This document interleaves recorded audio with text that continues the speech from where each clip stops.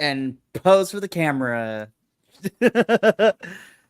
We're weird here, I promise. Hi, all you BC WrestlePod nerds out there, and welcome to a very special question mark episode of the All Elite Ensemble review, your weekly AEW review show here on the BC WrestlePod Network conglomeration. YouTube channel, Twitch. Like, we still haven't figured out a name to describe almost anything and everything we do, but we're gonna get there eventually. I am one of your hosts this evening, Mikey, and joining me is my cavalcade of review hosts for this one. First and foremost, you can see him here as well as on Fridays for ROH is Mr. John Von Vicious himself, JVL. We just saw each other like less than 24 hours ago. All of us did. Even Alice. She popped in right at the end. Oh my gosh. This is crazy. So it's been a whirlwind of the last, 48, 72 hours if we're counting all out. It's been nuts. Happy to have you here again tonight, though. So appreciate that you being here. And then, of course, rounding out our, cavalcade of folks here. You know them. You love them. You can catch them here. We're still trying to figure out how Adolfo is related to El Buntador over on CMLL, which his cousin, whatever you want to do anything like that. HR has told us to leave it alone. I'm going to leave it alone. I don't know who you're talking about. Look, you need to be really sensitive about other people's. But we have the lovely duo of Adolfo and Alice, of course, joining us this evening. So, Alice, happy to have you back. Congratulations, by the way. I'm saying this on air now. You tied for first place between myself and the professor for our all-out predictions. So you almost swept the board. I was like, almost. I need to be careful because Alice is about to come in for the steal. And shout out to Robert, the homie, chilling us, representing Lafayette, Indiana, in the house. It's going to be a doozy of an episode, Robert, because Lafayette? we're going to be doing something a little different tonight. Mm-hmm. We are going to be kind of not necessarily reviewing the go-home shows, but now that All Out and All In are done, and we did this after All In, now that All Out is done, and we have a couple of weeks to breathe until Wrestle Dream, where do we see thank goodness, right? Where do we see the stories going for Wrestle Dream? Because we saw some stuff happen at All Out.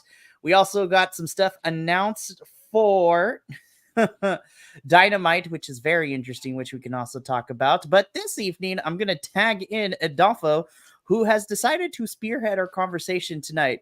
So I am going to tag him in. So you are now in charge. Let's not burn the place down.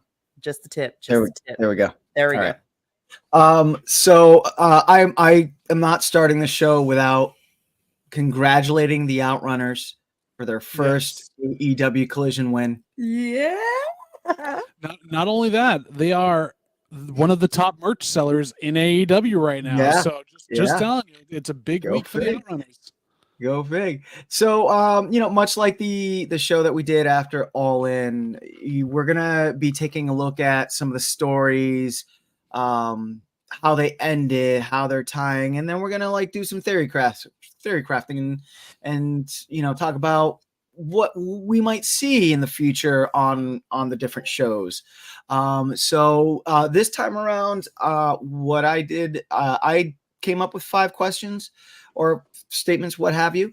JVL came up with 5, and we're going to bounce back and forth on these, and we're going to discuss them. And if you in the audience, if you have a question or something like that, toss it in the comments and let's talk about it. No big whoop. So hey, JVL, yes. Why don't you hit us with your first question? So I start with my homework first. I see how this is. Okay. Yeah, you do the homework for me, please. So my interpretation of the brief wasn't as much about theory crafting as it was musing on how AEW's been evolving, because we're coming into the end of the year. We're coming into kind of a couple of big things, and what can they do going forward? So my first question here is, Will Ospreay as just a wrestler himself, he's had not similar matches over the last couple of pay-per-views, but it's really just been a Will Ospreay style match every single time. He gets 5 stars. He puts somebody over. Same thing with Pac this last bit here. Do we see, and do we want to see, outside of the Ricochet match, which is coming down the pike, something where he's tested, where he actually has to wrestle in not a different style maybe, but a slower pace, a more grounded attack, something where he actually has to work at it to make him feel human again. Because right now he's superhuman. Is that even possible for us to do? I leave it to you. So I'll start with that because Mikey just took a big bite of his burger. So, Ooh, nice. yeah, no, I would like to see him be slowed down in a match. I feel that Will Ospreay is a phenomenal talent, and whatever style he can adapt and make it look good. I guess the big question is, will the audience be accepting of that? I think it'll depend on who they would put him up against. So who could he face that would take him to that level? Right. Honey, what do you think? Well, I was sitting here thinking like somebody who might slow him down and force him to wrestle a little differently. And I'm thinking about like Will Ospreay and Brody King. Interesting. That'd be cool. They're kind of existing in two different worlds in AEW. Like, all the people that Will Ospreay is interacting with and all the people that like Brody King is interacting with, they don't really coincide. So I'm not sure how that would happen, but I'm thinking because Brody can move, Yes. right? But he's a big guy. So it would definitely be a challenge, I think, for him. Yeah. So I think somebody like that would make it interesting. But yeah, I think right now Will Ospreay, like you said, is very superhuman. And I think, and maybe don't have the belt on the line or whatever, but maybe have him have a loss, right? Against somebody, just to bring him down like a peg. We don't want him to run into the Superman problem. Yes. Right. How do you book him at that point? Yeah. And I feel like, we don't want to end up with Icarus, right? We're like flying a little too close to the sun here with him. I mean, he's fantastic and I love him, but yes, I think we need to see either a struggle or a loss on his end. Mikey, what you got?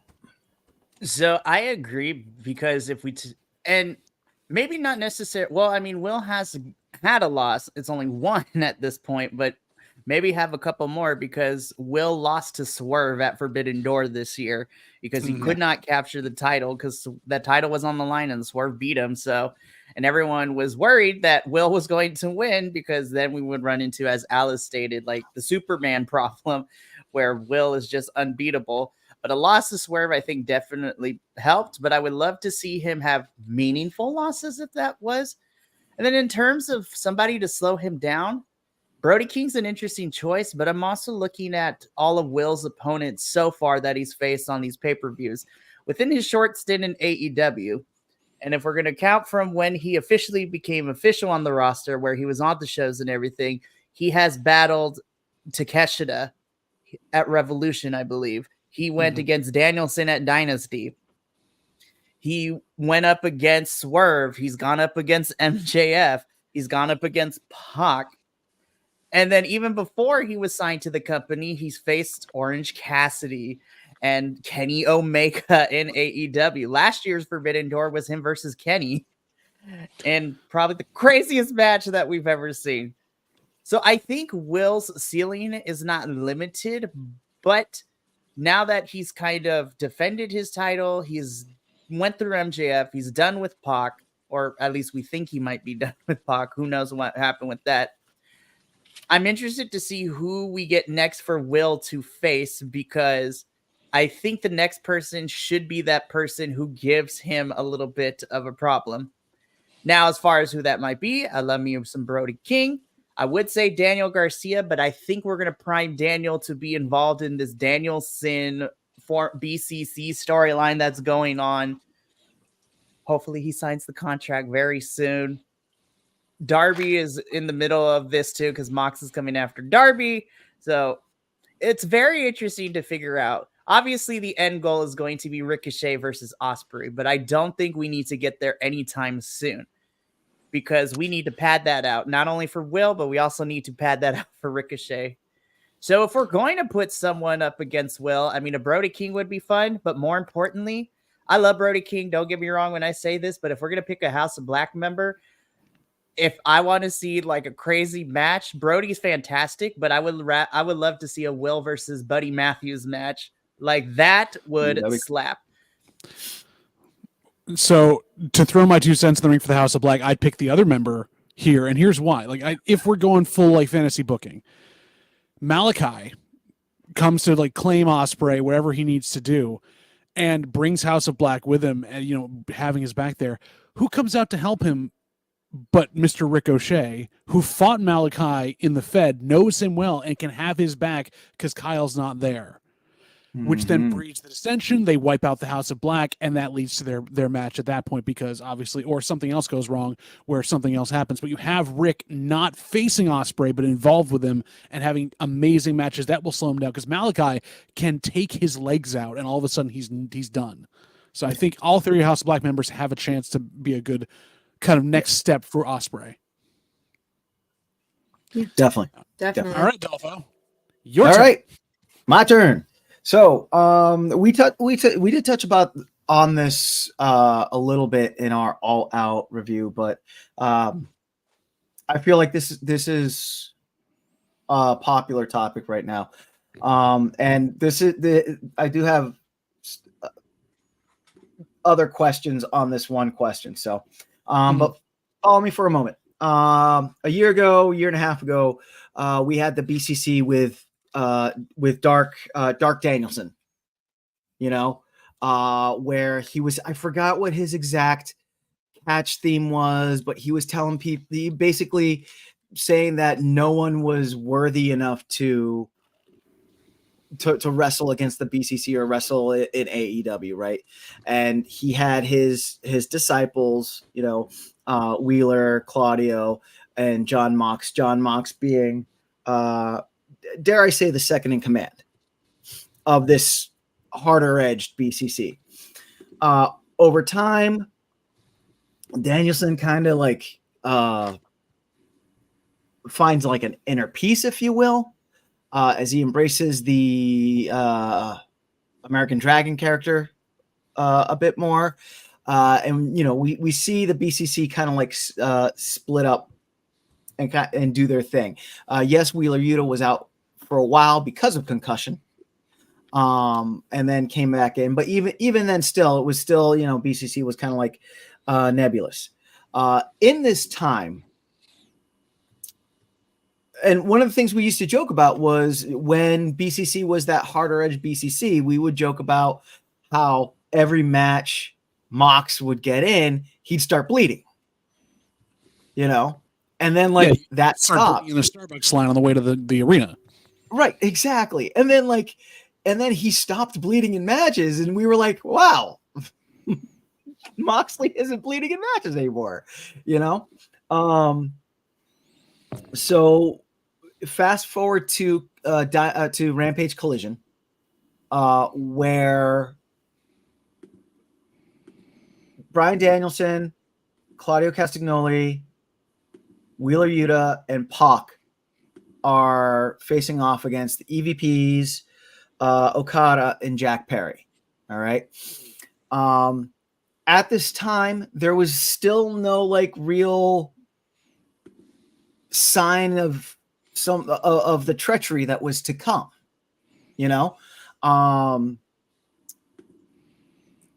Wheeler Yuta ends up getting the pin on Collision, right? They also did this weird in the match, this weird thing where Jack Perry, he pulled a when he first came out as Jack Perry, not Jungle Boy, and got chased in the back by Hook. He kind of did that shtick where he did something and Bryan Danielson ends up chasing Jack Perry into the back, right? While the rest of the BCC handles business and Wheeler gets the pin.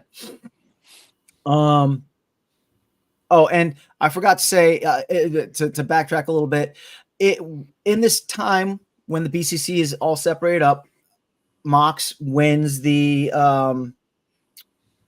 NJPW Heavyweight Championship, and then loses it. And we did mention how ever since he lost it, he seemed like a little more aggressive ever since losing that championship. So after on Rampage, after the BCC match, we get a spot where Mox and Marina Shafir, they come in. The Outrunners got their first win, but Moxley had to be a poo-poo pants and sick Marina Shafir on them and like beat them up and said, "Congratulations, maybe you can check your ego." To me, sounding very similar to Bryan Danielson, Dark Bryan Danielson, during the aggressive BCC. So what this is leading up to is, do we see, are we officially calling it that this is the new direction for the Blackpool Combat Club, that now we're going to have they're going to go back to being super aggressive Blackpool Combat Club without Bryan Danielson and Wheeler Yuta? Mikey, I'm going to start with you. Cool. So obviously the easy answer to all of this is yes. I do think this is probably going to be the feud that I think is going to see us take us over the next couple of pay-per-views. I don't think we're going to see it at Wrestle Dream. You know what? Honestly, if they do it, the build up right, I can definitely see this story leading into Full Gear, because Full Gear is the last big 4 pay-per-view for AEW of the year, and this would be a really fun match.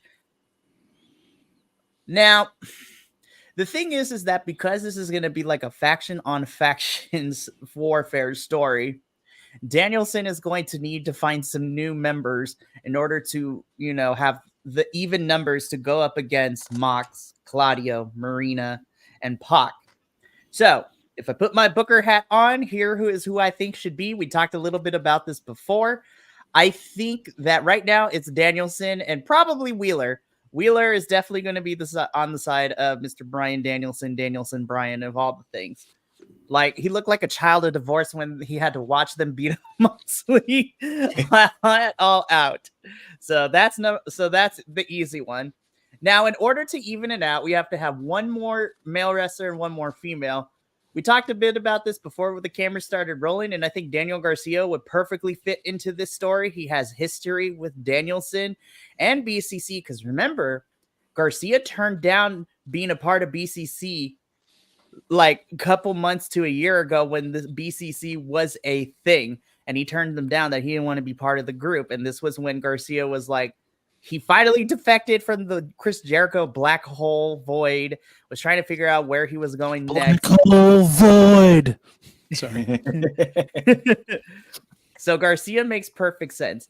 Now, the tougher part is figuring out which woman you would put in here, because Marina Shafir being the heavy and clearing the house is fantastic. So we got to figure someone else out. JVL's going to get very mad when I say this. I'm not going to stop blaming me for things that haven't happened yet. Well, because we see how our, ROH world champion is being, with his championship, and how that ROH title is being treated. There is one wrestler who has said on record to have been trained with Marina Shafir and also considers her a mentor. And that is our current ROH Women's Television Champion, Red Velvet. So it is a weird choice, but I think Red would be fantastic in this feud for her. Because she does have the history with Marina, just in training and on the independents too. I think Red would be fantastic. Unless you could find, or even my second pick, I don't know how the road to recovery is going for her, but we also have a history between Marina and, legit Layla Hirsch. And I think this would be a good opportunity to finally get Layla back on AEW. And this is who I want to see her team up with Danielson, Garcia, and Wheeler. Like, this is perfect for her. So those are my picks to figure out this faction on faction warfare. So, okay. Honey, you want to? You talked for so long, and then there was a question. See what happens when I don't lead the discussion? I'm just kidding. I got nothing. Okay, no, that's fine. That's fine. Well, and that's why I gave some of that back history, because some people, yeah, I know, but some people don't know the history of the Blackpool Combat Club. JVL. I love that Mikey's Booker hat now is just, let's pluck the good people from ROH because no one else is using it. Let's stick it back in AEW TV. Leave nothing for us down there to watch because you want to be bored on Fridays. Well, look, with the rumor that AEW is about to get a shockwave, whether that's a show or another pay-per-view, you best be prepared. I'm just saying. No, they're going to absorb a Mexican company all their own. Either it's going to be funny. But for me, with that history, the thing that I get here is that this for me has felt weirdly forced. Like someone in the back end of AEW is like, the Bloodline versus Bloodline is working really well across the way. We need to have a faction break up really quickly and have like fights upon fights. And without the year of like building them up like we've done the other one, this isn't going to work that way. Again, you're the work rate company. You're not the storyline company. I don't think you haven't done the groundwork to make this feel real. What I'm getting from this I'm going to agree with that. Yeah. For real. Yeah. This almost feels like Judgment Day in a lot of ways too, like the way that they're falling. Don't even get me started. It's what it is. I know. My thing with it is that it's down a line in them that like it made sense for why you would split the people up the way you split them up, and having Yuta be that person under Danielson's wing, but I don't know where they can go to gain more gravitas in it. Basically what it seems like is they're setting up all of Danielson's fights for the next couple of weeks or pay-per-views that we're going to see, with Claudio being on Dynamite, and then you move up from Claudio, you level up to going to Pac again if you have to get through Pac, and then you end up doing Moxley at Wrestle Dream or whatever it ends up being, and it feels like Mox is going to be the one to retire Danielson. Right. He doesn't need the rub, but it definitely feels that way. Well, because of that, you're not giving the BCC any more danger or darkness to them. They're just being dicks. And the whole thing with the plastic bag we just had is really just an escalation, but not for the sake of any, like there was no build up to it other than Moxley is crazy. So again, it feels like ex-WWE writers are writing them again. Right. So JVL, I want to agree with you on that point, because now that I think about it, when Mox lost the title to Naito at Forbidden Door, we did not see him until a couple of weeks ago. Yeah. So it was really weird and I agree with you that it came out of nowhere. The other thing that's kind of still bugging me with this whole entire storyline is now that All Out has set up like this new faction, this new version of BCC or whatever they're going to call themselves versus Danielson and his crew. The lingering part of this that doesn't make any sense, and I can't put my finger on where or how we're going to make this work, is the fact that where does Darby fit in all of this? Because Darby has his shot against Danielson's title coming up at Grand Slam. Mox has said he wants to have a conversation with Darby. We don't know if that means Mox is going to take out Darby or have him join this little faction. And Darby is like the weird enigma in this whole story. Like, what does he have to do with this? It's really weird. I don't think they know. I think they've written themselves into a weird corner with some things and tried to rejuvenate something that didn't need it. And my clue into this, go back and watch the Go Home show. Watch Mox's reaction at All Out. That face that he makes through most of it is the same face he had in the last days of his Dean Ambrose run. He's not happy with this. This was thrown on him, and it's not where he wanted to be. And that scares me for buy-in on it, because if he doesn't buy in, it's not going to be anywhere near what it needs to be. Right. So follow-up question. And this is going to be a really fast one. Do we think that going forward, at least until the next pay-per-view, this will be the main AEW storyline? If so, what show do we think is going to be carrying a bulk of this storytelling? Dynamite, Collision, or Rampage? Alice. I hope not. Okay. I agree with Alex, but I think it's. We love Rampage for fun, but Rampage is not going to get this story. No. But where do you think I don't want it to be a main storyline. I don't like it. Okay. Mikey, where do you think it'll be? So do you think it'll be a main storyline? So the problem is, because MJF is out as well as Swerve, we have to have something to carry us through the next probably 2 or 3 pay-per-views, or at least until Full Gear. So yes, I am Alice, and I don't like this story as much as you do. I hate it because it's been forced, but I think it is going to be the main story for probably leading us into Full Gear or World's End. So say Dynamite. Dynamite is definitely going to get this, because I love Collision, but Collision doesn't get these main championship storylines. Collision gets like most of the trios and the tag team like storylines. That is where most of Collision happens. No, so, Dynamite's getting this. They introduced the new Moxley character on Dynamite. It's going to be on Dynamite. Oh, absolutely. JVL. So you say Dynamite. Do you think that this is going to be the main storyline carrying us through? Oh yeah, and it's not going to be done well, because they're going to have multiple segments devoted to it, because they've got multiple people there. It's going to be it'll be one in-ring like promo this week. Oh, we're going to describe it. And then one of Moxley's unhinged backstage promos that he always does pre-taped. And they won't have a fight. And then Danielson will just get upset in the ring, and then maybe there's a brawl. That'll be it for a couple weeks until he fights Claudio in the main event of a Dynamite somewhere. Then he fights Pac. Then he fights Moxley, like I said before. This is where they're going to, and the only thing they can build to. And, to kind of piggyback off that too, I think we're probably going to be getting that for the next couple of weeks. And we won't really know what direction AEW is going to go with this story until after Grand Slam, because Grand Slam is in 2 weeks. So we got 2 weeks of this weird story. And once we figure out how that match between Danielson and Darby goes, I don't think we'll truly know where we're going. And even then, I still think it's not going to be a great direction, but it's going to be a direction. All right, JBL, tagging you back in. Hey, it's such a downer to come after. Thank you, though. I appreciate that. So we had on All Out, and we had coming up to it, like basically it was trios hour instead of 0 hour. We've had the trios floundering all over the place since the BCC has gotten their hands on those titles, and things have gone forward with that.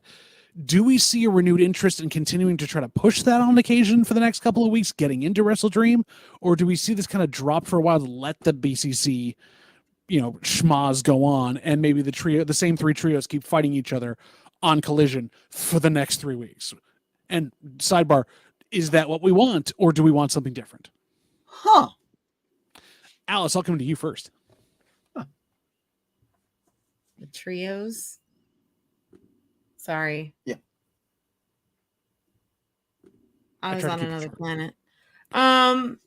Basically, do you want trios matches to continue happening at the rate they've been with the same 4 trios, or do you think it's going to be just left in the dust for this BCC crap because the BCC have the trios championship? Well, they are cutting promos with like the Bang Bang Gang and stuff. They're kind of like teasing like they're going to keep doing these trios thing. I'm tired of it. I feel like it's old. I'm like, we can leave that behind. I feel like it's the same, like you said, like the same 4 people, like same 4 groups over and over and over again. So either like drop somebody, put somebody fresh in. Right now that feels tired. So I would rather them either let it rest for a little bit and then come back, or change up who's going after it. Okay. Who would you want them to put in if they needed fresh blood? what trio could you like knock up? Sorry, let me rephrase this. What trio from ROH do you want to pull off Friday nights to stick somewhere else, because that's all they'll ever do? So I don't know anything about the trios in ROH, but we could potentially put Top Flight in there. Okay. Because Top Flight, Yeah. I mean, there's like 4 of them, so you could switch up who's in the trio. And I think that might make it exciting too. I think that would give it at least a bit of a flavor that we haven't had before. That definitely is very true. Right. Thank you. That makes sense. Mr. Adolfo, as you're sitting there anyways, same to you. So it's funny because this kind of connects really well to a question that I was going to pose about the trios. Because, you know, again, over Rampage Collision leading into All Out, it did seem like it was just like trios mania, trios here, trios there. Except there weren't many trios. Right. I personally feel that this is they're trying to renew interest in the trios division again. You know, unfortunately, with the story that they're going with the BCC, I feel that that's the belts are going to get kind of buried because, as you said, that that storyline is going to take precedence over that. What I'm hoping is on the back end, and I feel that Collision and Rampage is going to be doing a lot of this heavy lifting, because it just kind of like seems like Collision and Rampage seem like the shows where the trios matches happen. So, you know, I would like to see an actual, you know, brawl start going on the back end on Rampage and Collision, to, you know, have an actual like active and aggressive trios division. I don't feel like we need to scalp anyone from ROH, because I mean, as it stands, you have like Top Flight, Cage of Agony, where even though they're ROH, they have flip-flopped, and you see them a lot on AEW television as well, right? I feel that those two teams add a flavor in the division. The conglomeration, they've been doing trios work. I feel like that brings something else in. And, you know, Bang Bang Gang and House of Black, you know,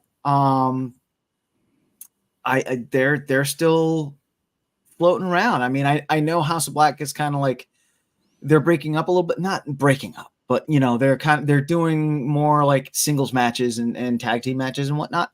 But I feel that they are slowly building to another trios run. Yeah, that makes a lot more sense there too. Just again, how you can, since they've taken over all your shows you watch, it's kind of like you're kind of like seeing them over and over and over again. I guess it's kind of hard to get that much on there. Mikey, yours as well. Your thoughts? Sorry. I love that you guys are so positive about this. So here's the problem.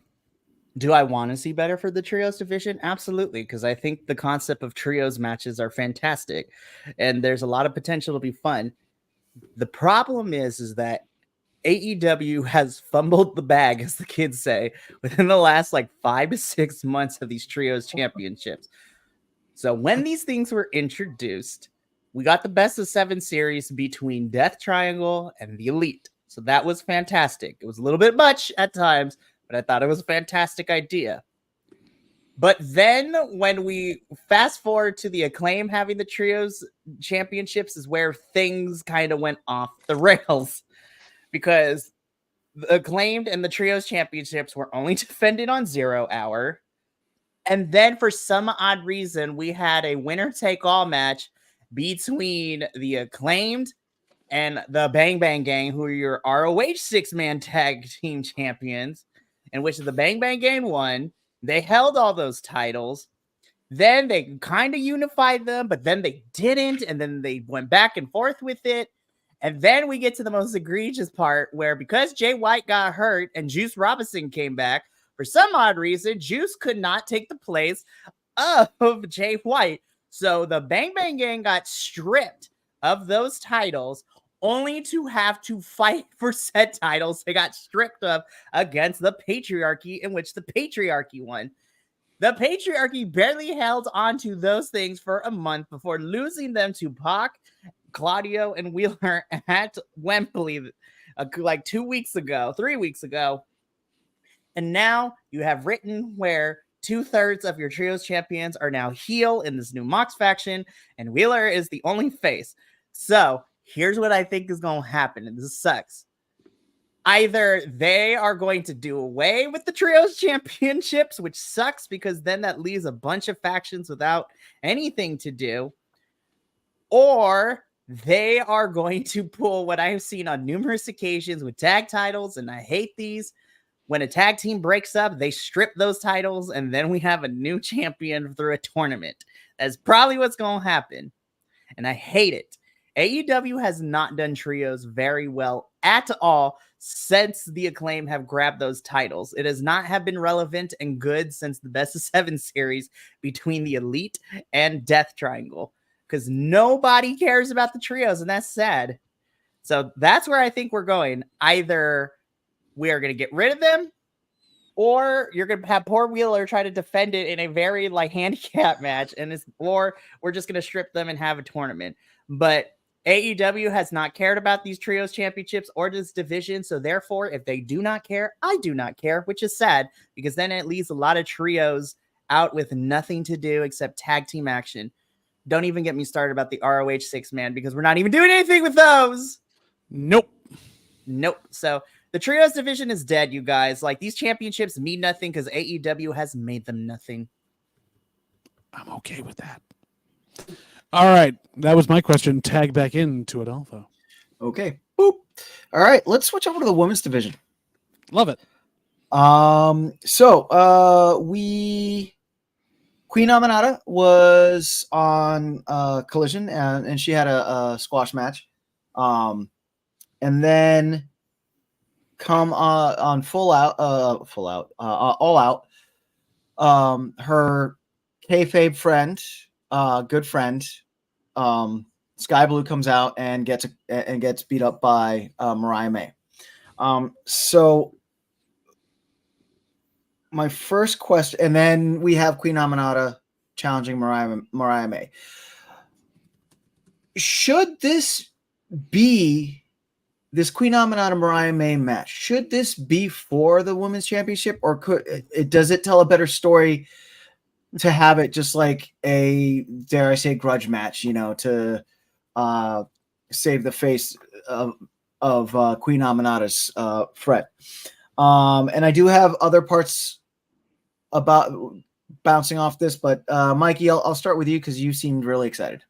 I have lots of feelings on this one, so let me make this quick with your question.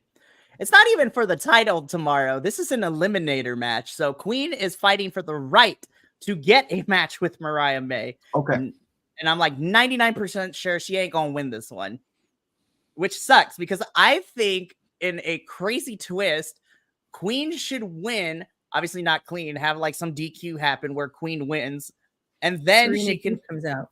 Yes, or somebody comes out and Queen gets to challenge Mariah but lose. So I don't think Queen is going to win, and that makes me really sad because these eliminator matches, like Proving Ground matches in ROH, don't mean anything because nobody ever wins these things to get a championship match anymore. And if your question is who else should be feuding with Mariah, I'm going to save that for that question because there's one name that needs to be this in-between feud until Tony is ready to return to get that title back. But I'm going to wait until, if there's that question, I'm going to wait till we get there. Honey, what do you think?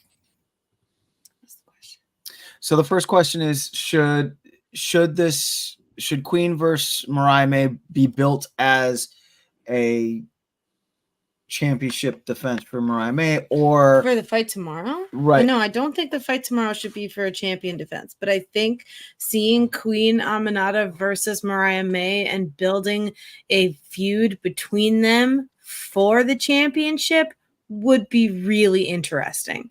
I would be 100% behind that, but I don't want that to happen now. Like I want her to win to get a chance at the belt and then build a story from there. Okay. But I don't think the fight tomorrow should be for the championship belt. No. Okay. JVL? So this has me confused in general with why Aminata defended Sky Blue other than she's hurt. So is this going to be a Sky Blue is my new best friend? She's going to turn on me again because Julia Hart's going to appear out of nowhere and make her dark again? Like, is this her redemption story? I don't know why she was used other than she's from Chicago. In terms of the title, yeah, Aminata, I don't want her to lose straight out because it's just going to bury her before she can get anywhere on this. But having Mariah May toy with her might be very interesting in that fact because Mariah, while having confidence in herself, still feels like she has something to prove to Toni Storm and everyone else. She's not fully there. Whereas Aminata knows who she is and is coming out like that. So I would love to see Aminata find a way to get under her skin about the fact that she's only second best. She's a carbon copy of someone that was timeless. And run that back. But then again, she's being used as a prop. So I don't know if I want to see her actually have the match yet. So if Queen Aminata does go the distance and gets a chance to fight for the belt, do we think Queen Aminata is ready for a big time pay-per-view? Yes. Oh, yeah. She's proven that already. Yeah, Okay. over and over. Right. I don't know if the booking people are ready to book her for it, but she is ready. Okay. And she's proved that over and over and over again. All right. Where do we think? Because yes, Serena Deeb was backstage watching Queen Aminata's match. They had a little bit of, She was watching it in the weirdest way possible to that TV. She was right. Like, Yep. They did have a falling out in that 4-way match. So where do we think? Like, do we think Serena Deeb is gonna like jump in on a Queen Aminata Mariah May thing, or do we think this is going to break off into a Queen Aminata Serena Deeb rivalry? JV, I'll start with you. I think it's a quick loss to Mariah caused by Serena and then leads them into a storyline there, which may go nowhere, which is terrible because both of these women are not the best on the mic yet. Serena said here she hasn't figured out. Queen can't really cut a promo that well. So it's work rate going to be a great thing. It's a mistake to think that we're going to have any buy-in basically on it. Okay. Mikey? I'm going to have to go with JVL. I could see a Aminata and Deeb feud, which could be fun. But the problem is that AEW has not given me a vote of confidence when it comes to booking secondary women's storylines that don't revolve around blood feuds or the championships. So I think we could possibly get a Queen and Deeb feud, which could be fun. But again, I want to be hopeful. I would love for Queen to win, but she's not going to win tomorrow night. And who knows? This might just be a one and done, and we never see Queen on Dynamite for the next couple months. So AEW has not given. I mean, that's also true too. AEW hasn't given me a vote of confidence when it comes to booking secondary women's storylines, in addition to not utilizing women of color very well either. And I don't think AEW was ready to go the distance and, crown an African-American woman as our champion. So I'm just putting it out there. Because if we look at the history, we have Sheeta, Riho, Nyla, and a bunch of white women. So right. AEW does not have my vote of confidence with this one, unfortunately. What do you think? My wonder on this is that did they sub in Aminata for Mina Shirakawa because she was gone at that point? Well, I was going to get there. What do you think? I don't want Serena Deeb and Queen Aminata to feud. I don't want that. Okay. If we have Queen Aminata feud with somebody, and this might not be fair to Aminata, but I want her to feud with someone who's better at cutting promos, because I feel like that will help elevate her her performance in on the mic and with the promos. So if we're putting like a not great person on the mic with a not great person on the mic, we're gonna get a storyline that just like dead ends. I don't want that. I don't want that for Aminata. She's incredible. She deserves better. Like, even if she's not so great on the mic or doesn't cut good promos, like, give her some attention, let her build those chops. Okay. But I'm not excited for where this is going. Okay. And then finally, just as Mikey takes another bite of his burger, are we just going to go straight into Mariah May, Mina Shirakawa, or do we see Mariah May? What do we see for Mariah May coming up? Go ahead, Mikey. Okay, so because I got like 10 minutes before I got to bounce again, unfortunately. Yeah. Alrighty, so follow me on this rabbit trail if you will.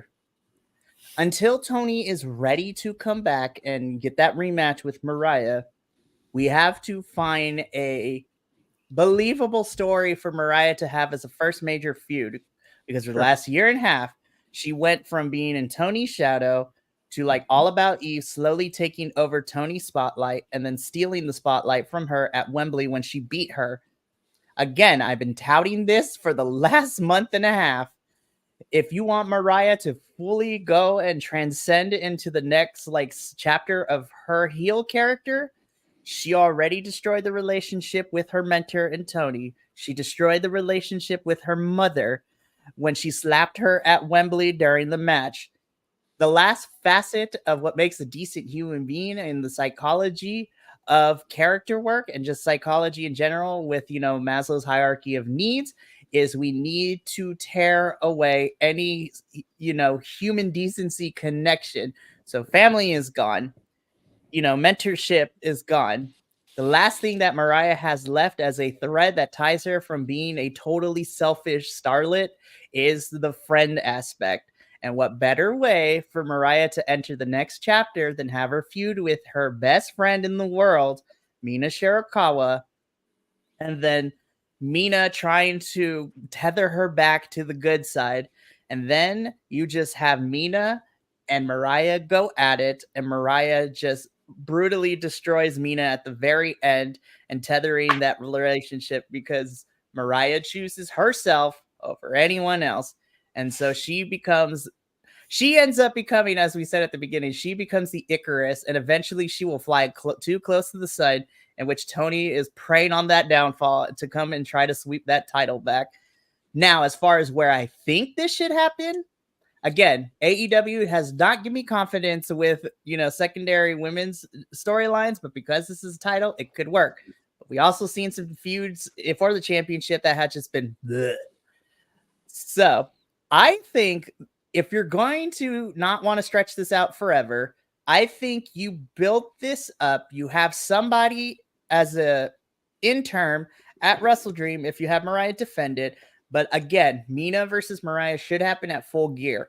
If you're going to stretch it out, then World's End is the perfect place to do so. But you have to do it quick because it should not go into the beginning of 2025. JBL, what do you think? I'm just piggybacking off Mikey because I think you actually got a brilliant way of getting to it, because I don't think Mina's going to be anytime soon. There might be a thing where she has a stardom date or something where she can't be in the US right now.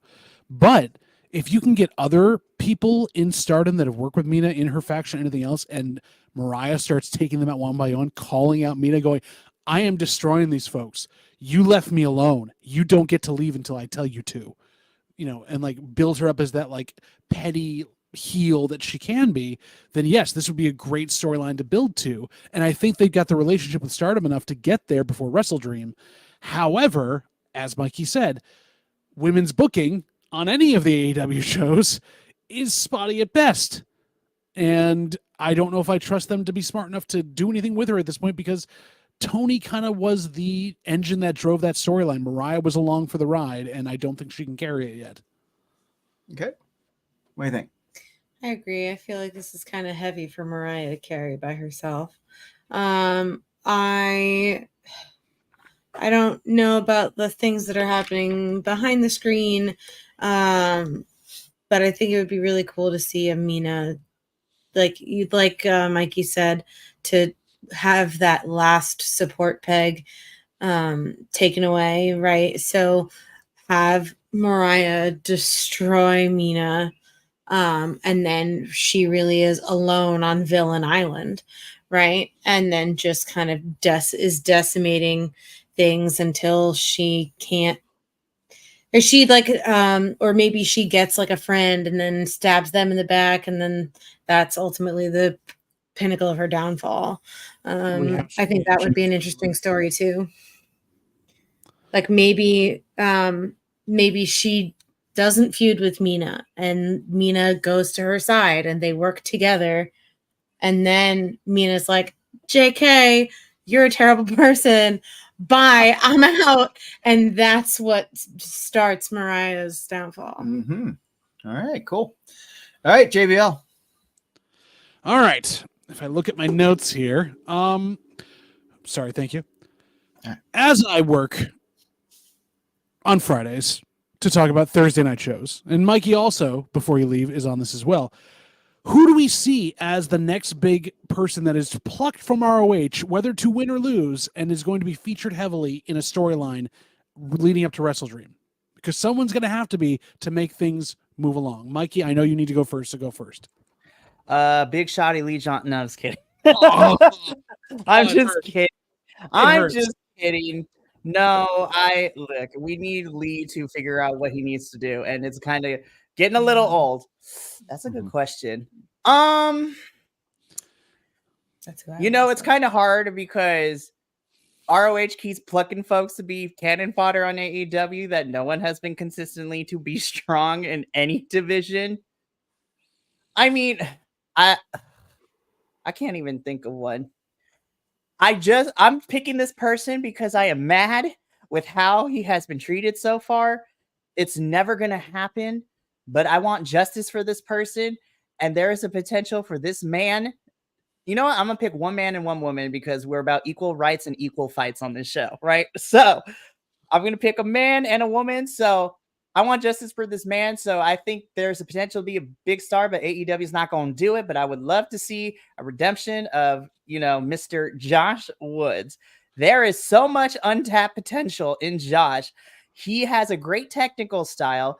You have the main roster full of some good technicians like Shibata, Garcia, Danielson until he retires, Claudio. Shoot, you could even throw Josh Woods against some, hybrids. Like, tell me you would not be excited for Josh Woods versus Will Ospreay. Talk about somebody who can slow Ospreay down.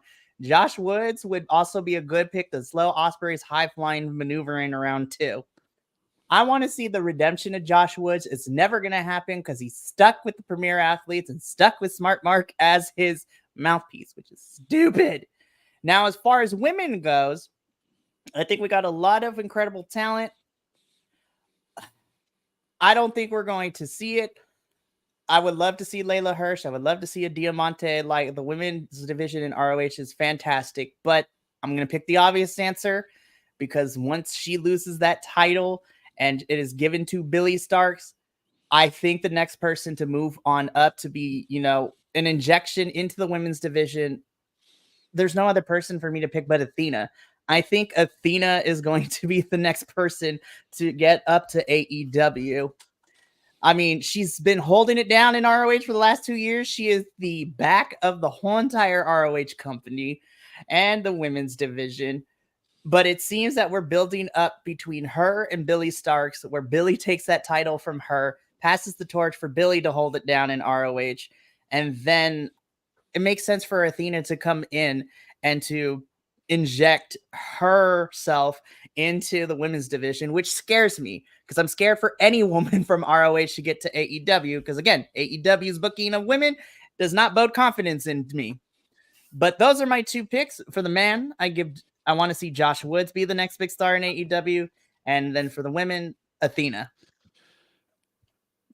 Both good picks and both ones that could go farther in a lot of different ways. And you're right about the women's division as well. I saw your eyes light up, Alice, that Mikey picked the right person with Athena. Can you explain why you want her as well? Go, because she's amazing. I love her.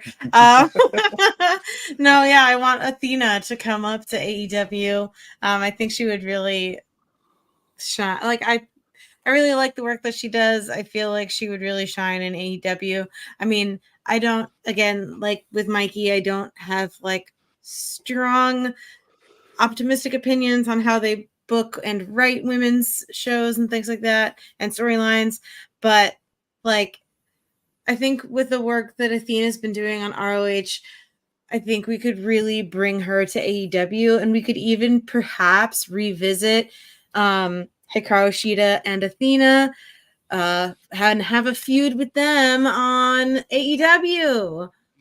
Bring her up, do that. I would love that. And then Collision and Rampage, right? What? I assume you want her on Collision and Rampage and not on Dynamite. Well, yeah, because then I get to watch her. She won't be used on Dynamite anyways. We know that. Yeah, I mean, she would start out on Collision and Rampage anyway. And then once she gets main storylines, then should move to Dynamite. And then the other thing, another man, I guess. I think the only person I really know that's from ROH is Lee Moriarty. Is that him? And is he from ROH? Yeah, he's our pure champion right now. Give the man a win on AEW. Oh my God. Every time. I'm like, I watch it, but like, is he going to get a win this time? It's always no. It's always no. Always. How dare they? Both also great choices on that spot, and actually probably more than Joshua. It's easier to get up there and actually have stuff go on with it, which is nice. Adolfo, you pop in and out of ROH on occasion. You have a little bit more knowledge there. Who do you see being pulled up, and do you see them getting a major storyline push? From the men's, Dalton Castle. Really? Yes. Okay. I believe he got injured. Starting that, but he got injured. Yeah. He's been injured. He's going to be out till past the end of the year. So yes, yeah. But they did. Yeah, you're right because of the concussion. Right. Yeah, they did start it. We were seeing a lot of Dalton Castle on Collision and Rampage. I feel once he gets cleared, hopefully, that they will bring him back, and he will be the next man plucked from ROH. As for women's, golly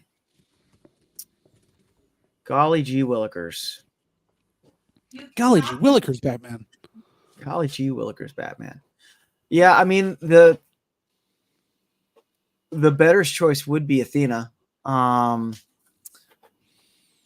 Although I feel, me personally, I feel her loyalty to ROH will kind of be a thing where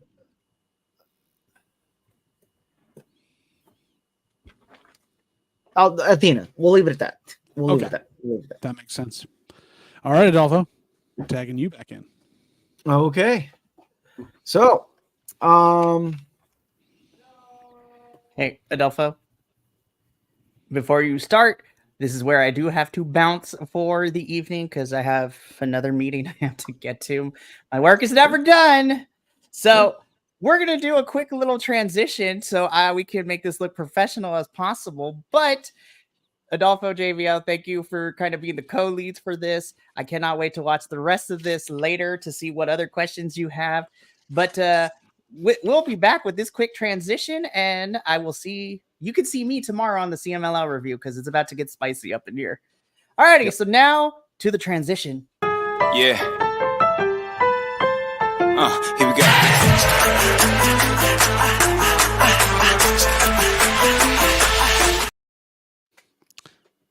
wow. All right, Whoa. there we go. Okay. Woo. There we go. All I right. feel wider. This is great. I feel like we've transitioned from Dynamite to Rampage, and now we're going to have some fun. It's going to be good. Yeah. Especially because I'm going to start talking about the learning tree. So, Oh, God. No. He chose. What? Had to pop in real quick. I'm glad I'm leaving. Good. What? Why did I get taken over? What the heck? All right, so I'm Yeah. sorry, I have to process that Mikey just appeared inside me and ripped out of my chest, was you here. feel and then violated. got together. I feel so violated right now. Just like the learning tree, I feel violated that it's on my TV screens. Right, exactly. Oh man. All right, let's talk about the learning tree. No. Unfortunately, learning tree's not going away. I It's don't here want to I stay. want them to go away so So, bad. it's so bad. This past episode of Collision, the learning tree took out Ishii, But and now Chris Jericho. Apparently, whenever Orange Cassidy ruined Chris Jericho's like $7,000 shirt, so Chris Jericho is I'm holding. sorry. What? Yes, Yeah. How much? $7,000. It probably was $700 and they're just inflating it for TV, but that's okay. Right. Yeah, that's fine. They're adding a 0 for TV, but I'm still mad about it. Yeah. And so Chris Jericho is holding that over Orange Cassidy. And It's a rematch on- from the orange like mimosa plunge match they had 4 years ago. I think so, yeah. But so Chris Jericho wants that money back. And on Collision, Chris Jericho broke into the conglomeration's locker room and That is stole Orange Cassidy's backpack. The bastard. Yes. No, that's Pac. Right.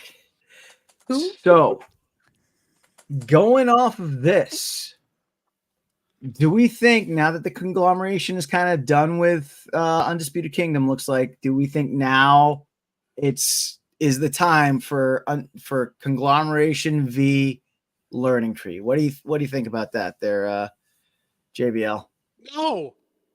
No, it's not time for anything. Conglomeration needs to break up and stop. Mark Briscoe needs to go to ROH and work for a while. And the learning tree, have a learning tree and have it be like pandemic learning tree where Chris Jericho is on a screen. He's just coming to you live via Zoom. Like, I don't need him on my TV screen anymore. Let Large William do Large William things. Let Brian Keith out of his contract with you two so he can actually like do something before he has to leave. And for Christ's sake, stop beating up Japanese and CMLL legends. They don't deserve to be rubbed under Chris Jericho's boot. This is a rehash. They have no idea what to do with him. Stop it all. We don't need this. Stop it all. Maybe the learning tree should leaf.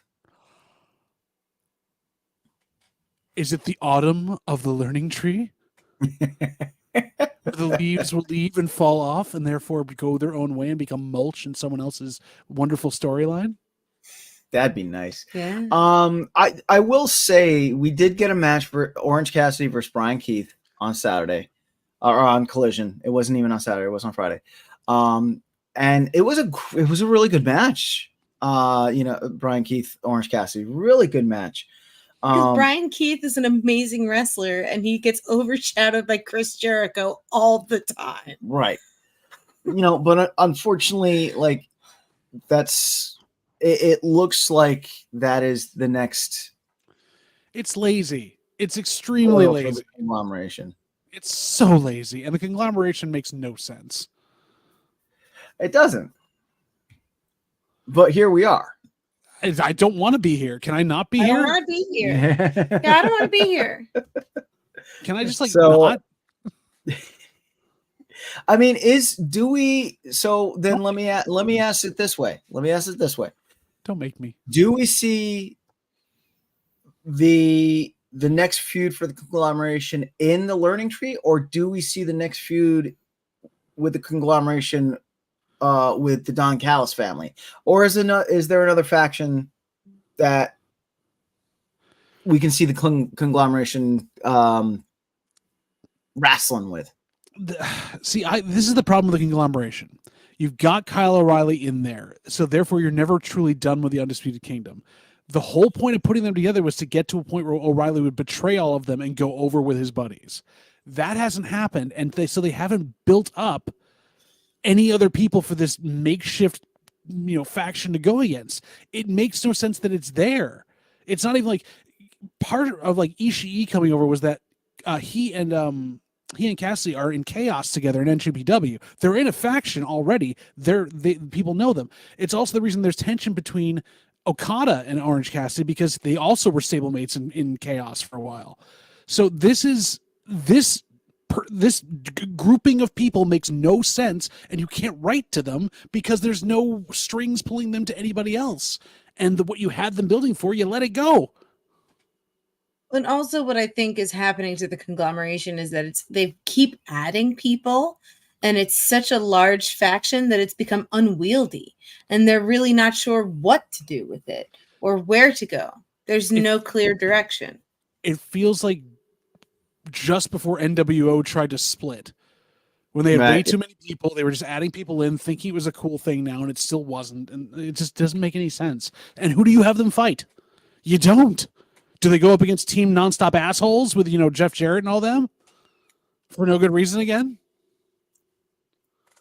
Yeah. I don't want to talk because both of them don't have any future to go to or ways. This is literally the most spinning of wheels match that I can think of. And I feel bad for Collision having to have it. Yeah. Well, and that's why I bring it up, because we're going to be, most of the conglomeration stuff is going to be on Rampage and Collision. I foresee a lot of yelling at my screen. So I tag it back to you, JBL. Thank you very much. So we have talked a little bit about missing wrestlers, people going out after these last little bits here, taking time off. Someone that's definitely out and taking time off right now is Samoa Joe. And he's been a big part of AEW, both Dynamite and Rampage and Collision, all the way through since the beginning of this year. When we get him back, which is, from the reports is going to be somewhat shortly, if not right around Wrestle Dream, do we see him jumping back in with this whole picture with Hook? Or do we actually get the old Samoa Joe, who is the badass, world beater that is going to come and basically upend whatever title picture is going on? I.e. Ospreay, Okada, one of the mid-card titles, because you don't want to stick him in the world title picture just yet. Ooh, I'll let you go first, because I'm gonna say something spicy. I was gonna say I'm upset. I want to put him in the big. I want to put him in the big leagues immediately. You want to stick him back in the title picture? Yeah, I'm like, put him in there just to beat up MJF. Anyway, sorry. Not Danielson, which would run back original ROH. What? Brian Danielson. It's Brian Danielson. And both he and Danielson were in the original ROH together, were basically huge rivals for a long time. No, I didn't know that history between the two of them. But sure. Yeah, I don't know. I like him a lot. I want him in there to beat people up because he's great and he's fun. Makes sense. Then put him on my TV shows. In Collision. Yeah, I don't know. I think I'm actually going to reel it back a little bit, just because when Samoa Joe comes back, MJF is still probably going to be gone, right? We do still need to see MJF Samoa Joe part 2, 3. We still need to see that. I do want that. Right. Oh yeah. I don't think Samoa Joe is going to get himself involved with that whole BCC nonsense, right? I do see him getting involved though with like Hangman Adam Page, the EVPs, that whole thing. And also to reel it back, I'm sorry. The learning tree did take him out, so he does need to take them out. Yeah, he does need to come back and wreck the learning tree. So yes, in the camera. That is my caveat with that. Shibata has to be cameraman with his like Google Translate going on. Yes, with speak and spell going on. Yeah, I want Samoa Joe to wreck house with Chris Jericho. Oh my gosh. Yes. Yeah. But yeah, I think from a storytelling standpoint, we need a resolution with that first. Samoa Joe, Chris Jericho, before we can then, move on to, whatever. And who knows, by that time, maybe MJF will be back, Yeah. And then we can do Samoa Joe MJF. I think Samoa Joe is going to be a catalyst for the end of the year to get us back on track to where we were, because there's just something that seems to need to bubble up here. Yes. Yep. All right, Adolfo, your fourth question. Okay. Boop. So AEW Warner Brother distribution. That's big talk going on backstage right now. Supposedly they are close to a deal. AEW put a patent or whatever on Shockwave. Don't know what that is. Don't know if it's a pay-per-view TV show, So my first question is, what do you think? What is JVL? Do we think it's a TV show? Do we think it's a pay-per-view? I believe it's going to be another TV show. Okay. I believe it is, and it's going to be what ROH is going to morph into. I have a weird feeling. Okay. What do you think? About So AEW put a trademark on a title, Shockwave. Oh, that's what you said, Shockwave. I was like, Yes. Is that like a wrestler or? No, it's Sounds like a transformer. Yeah. Right. It was a transformer, but they put the patent on that name. However, no one knows if it's going to be a new TV show, another pay-per-view. Is it going to be, like an online show? What do you think Shockwave would be? I think it would be a new TV show. Yeah. Yeah. Okay. It's possible that it would be like something that's streamed, but I think it's a show. Like, I think it's a new show. Okay. I feel if it's not a full show on itself, I feel it's going to be like Grand Slam or something, like one of those network specials where it's a big deal thing that they're going to add to the calendar, but it's really just an episode of Collision or Dynamite. Right. Kind of like the Blood and Guts. So now here's the second part of this question. As we know, next year WWE is going to Netflix. Raw is going to Netflix. Do we think that AEW, this 10% that's like holding out the actual contract signing of AEW and Warner Brothers distribution, do we think AEW is trying to also get in on the streaming services? Because if you go to HBO Max, Bleacher Report's already up there on HBO Max. Where does AEW have their pay-per-views? Bleacher Report. HBO Max does do sports, the sports ball. They have whole thing with the sports ball.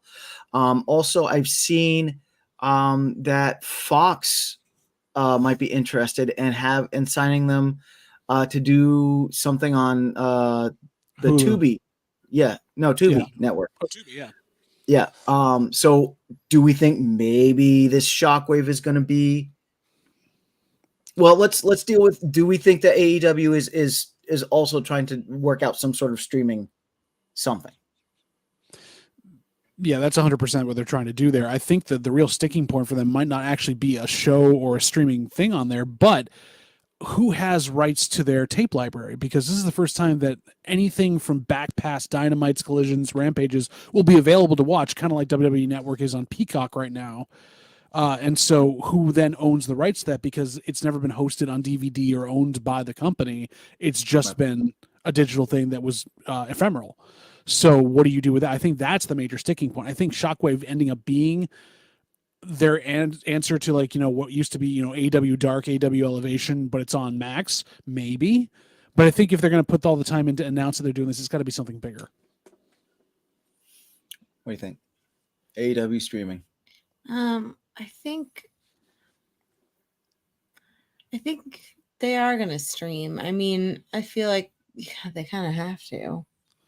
Not have to, but like there's a whole demographic of people who don't have, you know what I mean? Like, I feel like it's more, it makes the wrestling more accessible for people.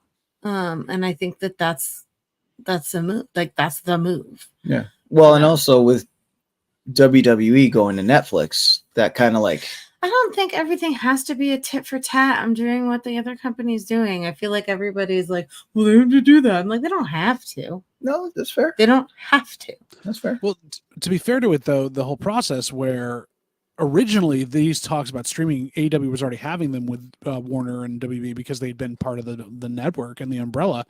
I think that WWE might be the one doing the tit for tat here, where they're like, "Oh no, we can do this better. We'll do it bigger." Because Peacock's not helping us there. We were on Peacock, but we had our own network, and we know better than that. So we're going to get with a big deal one like Max or something like that. That's offered in your bulk packages of tons of stuff now, and who knows? It's basically turning streaming into cable, which we all know is happening anyways. We all know Yeah, that's happening. Yeah. All right. Here we go. All right, final question. Final question.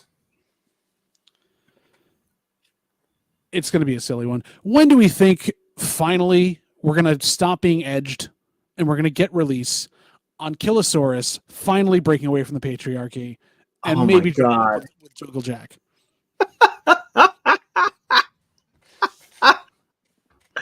When's it going to happen? Oh. At this point, never. I've given up. And so when it finally happens, I'll be shocked. My jaw will hit the floor. I mean, I know that Killosaurus and Jack Perry have that history, right? And it was really interesting at All Out when they had that weird face-off, you know? I don't know how they would fit that in, though. I don't either. Like, But they've been teasing, Killosaurus for a year now. yeah, no, they totally have. But each time he's, What if the scapegoat finally gets into Killosaurus' head and that finally flips the switch? Because you've got the built-in rivalry with Christian Cage anyways, and the fact that he was beat by, at that time, Jungle Boy in a casket match because of his the whole dead father thing started with those two. To have it come back and bite Christian in the ass now that he's a heel with another heel, where he thought he turned Killosaurus against the scapegoat, but the scapegoat now is a heavy. Right. Well, because the other thing too is that the crowd that Jack Perry rolls with is the EVPs, right? And don't Christian and the EVPs have like a tentative handshake agreement? Yeah. Handshake agreement, right? So like, what would happen? So I guess that's a rift would have to happen there for Jack Perry to convince Luchasaurus to come over. Yeah. So like, you're right, but when is it going to happen? There's just like, oh man. What's the last pay-per-view of the year? World's End? Yes. That one. That's when it's going to happen. January, you know what? Because the world has to end for this to happen. I mean, fair, yes. Yeah.